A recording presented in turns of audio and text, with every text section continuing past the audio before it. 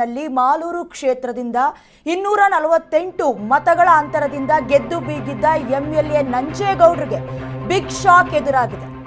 ಕಾಂಗ್ರೆಸ್ ಶಾಸಕ ಕೆವೈ ನಂಜೇಗೌಡ ಆಯ್ಕೆ ಅಸಿಂಧು. Malur MLA ನಂಜೇಗೌಡನಿಗೆ big shock ಎದುರಾಗಿದೆ. ಮರು ಮತ ಎಣಿಕೆ ನಡೆಸೋದಕ್ಕೆ ಹೈಕೋರ್ಟ್ ಆದೇಶ ನೀಡಿದೆ.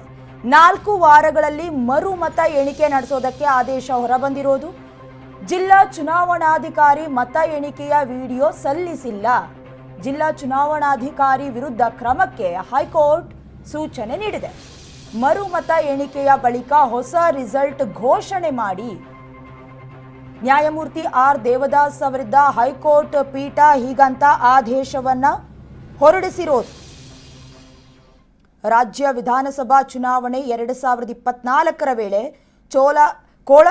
ಕೋಲಾರದ ಮಾಲೂರು ಕ್ಷೇತ್ರದ ಮತ ಎಣಿಕೆಯ ಪ್ರಕ್ರಿಯೆಗೆ ಸಂಬಂಧಪಟ್ಟಂತೆ ವಿವಿಪ್ಯಾಟ್ ಎಣಿಕೆ ಹಾಗೂ ಹೊಂದಾಣಿಕೆ ಕಾರ್ಯದ ಚಿತ್ರೀಕರಣದ ದೃಶ್ಯಾವಳಿಗಳನ್ನು ಕಳೆದ ತಿಂಗಳು ಆಗಸ್ಟ್ 19ರಂದು ಸಲ್ಲಿಸಬೇಕು ಅನ್ನುವಂತಹ ಹೇಳಿಕೆಯನ್ನ ಕೇಂದ್ರ ಚುನಾವಣಾ ಆಯೋಗಕ್ಕೆ ಹೈಕೋರ್ಟ್ ಇತ್ತೀಚೆಗೆ ನಿರ್ದೇಶನವನ್ನ ಕೊಟ್ಟಿದ್ದು ಆಯಿತು. ಇದೀಗ ಬಂದಿರುವಂತಹ ಆದೇಶ ಏನಂತ ಹೇಳಿದ್ರೆ, ಕೈ ಶಾಸಕ ನಂಜೇಗೌಡರು ಎಂಎಲ್ಎ ಮಾಲೂರು ಕ್ಷೇತ್ರದ ಎಂಎಲ್ಎ ಮರು ಮತ ಎಣಿಕೆ ನಡೆಸೋದಕ್ಕೆ ಹೈಕೋರ್ಟ್ ಆದೇಶ ನೀಡಿದೆ. 4 ವಾರಗಳಲ್ಲಿ ಮರು ಮತ ಎಣಿಕೆ ನಡೆಸಬೇಕು ಅಂತ ಆದೇಶ ನೀಡಿರೋದು. ಜಿಲ್ಲಾ ಚುನಾವಣಾಧಿಕಾರಿ ಮತ ಎಣಿಕೆಯ ವಿಡಿಯೋವನ್ನ ಸಲ್ಲಿಸಿಲ್ಲ. ಈ ಹಿಂದೆ ಕೂಡ ವಿಡಿಯೋವನ್ನ ಸಲ್ಲಿಕೆ ಮಾಡಬೇಕು ಅಂತ ಹೇಳಿದ್ರು. ವಿಧಾನಸಭಾ ಚುನಾವಣೆಯಲ್ಲಿ ಕೋಲಾರದ ಮಾಲೂರು ಕ್ಷೇತ್ರದಿಂದ ಶಾಸಕರಾಗಿ ಆಯ್ಕೆಯಾಗಿರೋದು ಅನೂರ್ಜಿತಗೊಳಿಸಬೇಕು. ಅಸೆಂಬ್ಲಿ ಚುನಾವಣೆಯಲ್ಲಿ ಸುಮಾರು 248 ಮತಗಳ ಅಂತರದಿಂದ ಜಯ ಗಳಿಸಿದ್ರು.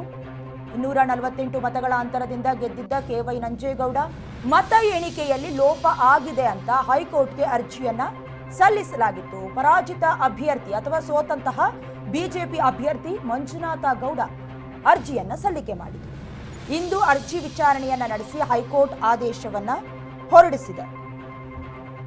ಇನ್ನು ಕೆಲವೊಂದಷ್ಟು ದಿನಗಳ ಹಿಂದಿನ ಕಾಂಗ್ರೆಸ್ನಲ್ಲಿ ಆದಂತಹ ಚಟುವಟಿಕೆಗಳನ್ನ ಕೂಡ ಗಮನಿಸಬೇಕಾಗತ್ತೆ. ಯಾಕಂದ್ರೆ ಕೈ ಶಾಸಕ ಕೆವೈ ನಂಜೇಗೌಡರು ಅಂತ ಹೇಳಿದ್ರೆ ಕೆಲವೊಂದಷ್ಟು ವಿಚಾರ ಮುನ್ನೆಲೆಗೆ ಬರುತ್ತೆ, ಹೇಳ್ತಾ ಹೋಗ್ತೀವಿ. ಆ ಬಗ್ಗೆ ಕೂಡ ತೀರ್ಪಿಗೆ ಮಧ್ಯಂತರ ತಡೆ ನೀಡೋದಕ್ಕೆ ಶಾಸಕ ಮನವಿಯನ್ನ ಸಲ್ಲಿಸಿದ್ದಾರೆ. ನಂಜೇಗೌಡ ಪರ ವಕೀಲರಿಂದ ಹೈಕೋರ್ಟ್ಗೆ ಮನವಿ ಸಲ್ಲಿಕೆಯಾಗಿದೆ.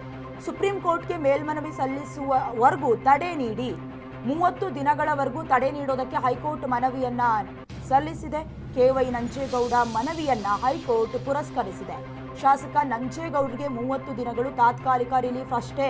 ಸುಪ್ರೀಂಗೆ ಮೇಲ್ಮನವಿ ಸಲ್ಲಿಸೋದಕ್ಕೆ ಹೈಕೋರ್ಟ್ ಅವಕಾಶವನ್ನ ಕೂಡ ನೀಡಿದೆ. ಹೇಳ್ತಾ ಇದ್ವಿ, ಈ ಹಿಂದೆ ಕೂಡ ಕೈ ಶಾಸಕ ಕೆವೈ ನಂಜೇಗೌಡರ ಹೆಸರು ಅಲ್ಲಲ್ಲಿ ತಳುಕು ಹಾಕೊಂಡಿದ್ದು ಅಂತ ಹೇಳಿದ್ರೆ, ಯಾವಾಗ ರಾಜ್ಯ ಉಸ್ತುವಾರಿ ಸಚಿವ ಸುರ್ಜೇವಾಲಾ ಕರ್ನಾಟಕಕ್ಕೂ ಬಂದಿದ್ರು, ಕೆಲವೊಂದಷ್ಟು ಸಚಿವರ ಶಾಸಕರ ಪ್ರೋಗ್ರೆಸ್ ಕಾರ್ಡ್ ಅನ್ನ ನೋಡೋದಕ್ಕೆ ಆ ಸಂದರ್ಭದಲ್ಲೂ ಕೂಡ ಭೀಮನಾಯ್ಕ ಆದಮೇಲೆ ನಾನೇ ನೆಕ್ಸ್ಟು ಸುರ್ಜೇವಾಲಾ ಮುಂದೆ ಹೇಳ್ಕೊಂಡಿದ್ರು KMFನ ಅಧ್ಯಕ್ಷ ಆಗಬೇಕು ಅಂತ ಡಿಮ್ಯಾಂಡ್ ಕೂಡ ಮಾಡ್ಕೊಂಡಿದ್ರು. ತದನಂತರದಲ್ಲಿ ಮತ್ತೆ ಹೆಸರು ತಳುಕು ಹಾಕೊಳ್ತಾ ಇರೋದು. ಅಂದ್ರೆ 4 ವಾರಗಳಲ್ಲಿ ಮತ ಎಣಿಕೆಗೆ ಸದ್ಯದ ಮಟ್ಟಿಗೆ 30 ದಿನದವರೆಗೂ ಕೂಡ ತಡೆ ನೀಡೋದಕ್ಕೆ ಹೈಕೋರ್ಟ್ ಮನವಿಯನ್ನ ಮಾಡಿರೋದು. ಈ ಸಂಬಂಧ 30 ದಿನಗಳ ಕಾಲ ಮಾತ್ರ ತಾತ್ಕಾಲಿಕ ರಿಲೀಫ್ ಸಿಕ್ಕಿದಂತಾಗಿದೆ.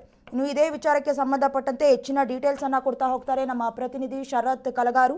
ಶರತ್, ಈಗಾಗಲೇ ಕಾಂಗ್ರೆಸ್ ಶಾಸಕ ಕೆವೈ ನಂಜೇಗೌಡ ಅವರ ಆಯ್ಕೆ ಅಸಿಂಧು ಅಂತ ಕೆಲವೊಂದಷ್ಟು ದಿನಗಳಿಂದ ಕೇಳ್ತಾನೆ ಇದ್ದೀವಿ. ಇದಕ್ಕೆ ಸಂಬಂಧಪಟ್ಟಂತೆ ಕೇವಲ 30 ದಿನಗಳ ತಾತ್ಕಾಲಿಕ ರಿಲೀಫ್, ಈ ಮಧ್ಯದಲ್ಲಿ ಏನೇನು ಸರ್ಕಸ್ ಮಾಡಬಹುದು, ಅವರ ಕಡೆ ಇರುವಂತಹ ಪ್ಲಸ್ ಪಾಯಿಂಟ್ಸ್ಗಳೇನು ಅಂತ?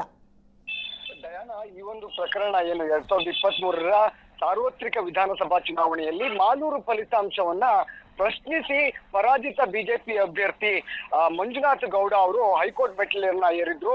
ಆ ಒಂದು ಪ್ರಕರಣದ ವಿಚಾರಣೆ ಮುಗಿದು ಇವತ್ತು ಜಸ್ಟಿಸ್ ದೇವದಾಸ್ ಅವರ ಏಕಸದಸ್ಯ ಪೀಠದಲ್ಲಿ ಒಂದು ತೀರ್ಪು ಆಚೆ ಬಂದಿತ್ತು. ತೀರ್ಪು ಆಚೆ ಬಂದ ನಂತರದಲ್ಲಿ ನಂಜೇಗೌಡ ಅವರ ಶಾಸಕ ಸ್ಥಾನ ಅಸಿಂಧು ಅನ್ನುವಂತಹ ಆದೇಶವನ್ನ ಕೋರ್ಟ್ ಹೊರಡಿಸಿತ್ತು. ಆದ್ರೆ ಇದನ್ನ ಪ್ರಶ್ನಿಸಿ ಮೇಲ್ಮನವಿ ಅರ್ಜಿ ಸಲ್ಲಿಸುವುದಕ್ಕಾಗಿ 1 ತಿಂಗಳ ಕಾಲಾವಕಾಶವನ್ನ ಕೋರಿ ಕೆವೈ ನಂಜೇಗೌಡ ಅವರ ವಕೀಲರು ಹೈಕೋರ್ಟ್ ಮೊರೆ ಹೋಗಿದ್ರು.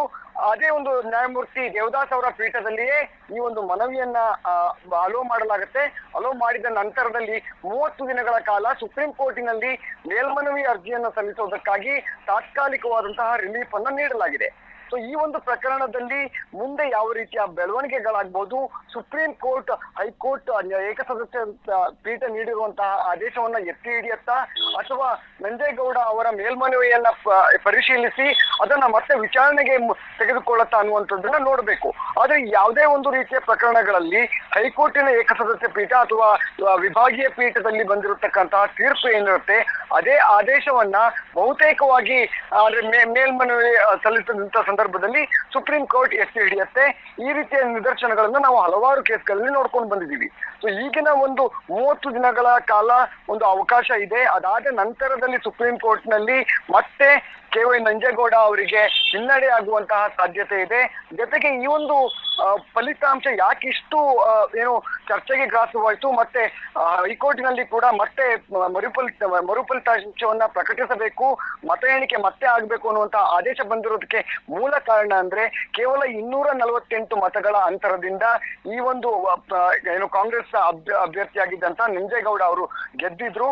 ಅದಾದ ನಂತರದಲ್ಲಿ ಹೈಕೋರ್ಟ್ ಮೆಟ್ಟಿಲೇರಿದಂತ ಸಂದರ್ಭದಲ್ಲೂ ಕೂಡ ಅಲ್ಲಿನ ಏನು ಚುನಾವಣಾ DCR ಆಗಿದ್ರು, ಜಿಲ್ಲಾ ಚುನಾವಣಾಧಿಕಾರಿ ಆಗಿದ್ರು, ಅವರು ಒಂದು ಮತ ಎಣಿಕೆಗೆ ಸಂಬಂಧಪಟ್ಟಂತಹ ಯಾವುದೇ ಒಂದು ವಿಡಿಯೋ ದೃಶ್ಯಾವಳಿಗಳನ್ನು ಕೂಡ ಕೋರ್ಟ್ಗೆ ನೀಡಿರಲಿಲ್ಲ.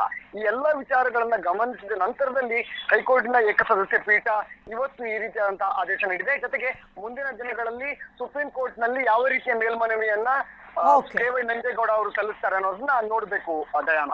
ಥ್ಯಾಂಕ್ ಯು ಶರತ್ ನಿಮ್ಮೆಲ್ಲ ಡೀಟೇಲ್ಸ್ಗಾಗಿ.